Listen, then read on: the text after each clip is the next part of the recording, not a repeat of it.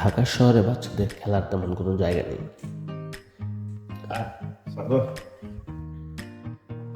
ঢাকা শহর বাচ্চাদের খেলার তেমন কোনো জায়গা নেই, এক রাস্তার পাশের গলিটা ছাড়া। বিশেষ করে বাচ্চারা বিকালবেলায় খেলার জন্য বের হয়, কিন্তু তেমন কোনো জায়গা পায় না তারা। তো বাসার পাশে যে গলি থাকে সেখানেই তারা খেলাধুলা করে।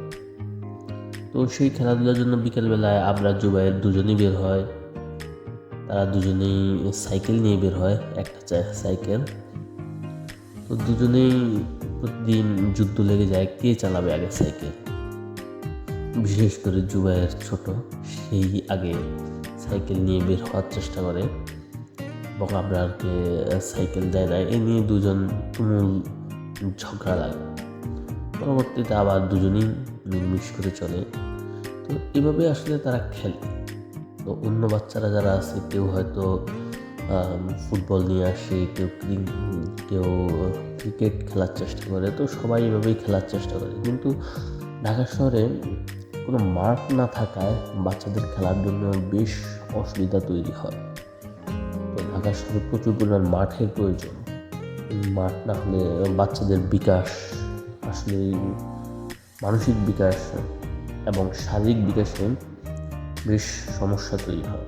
এই বাচ্চাগুলোর দিকেই তাকান, তারা বাসা থেকে বের হয়ে কিন্তু খেলার চেষ্টা করে, কিন্তু খেলার তেমন জায়গা থাকে না। এই জন্য অনেক সময় সাইকেল বা অন্যান্য খেলনা নিয়ে তারা বেরিয়ে পড়ে রাস্তায় খেলার জন্য। তো আমরা বাচ্চাদের মানসিক বিকাশের জন্য হলেও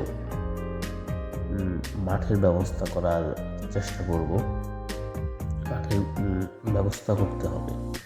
আসলে মাঠের ব্যবস্থা না হলে বাচ্চাদের মানসিক বিকাশ এবং শারীরিক বিকাশ কোনোটি সম্ভব না।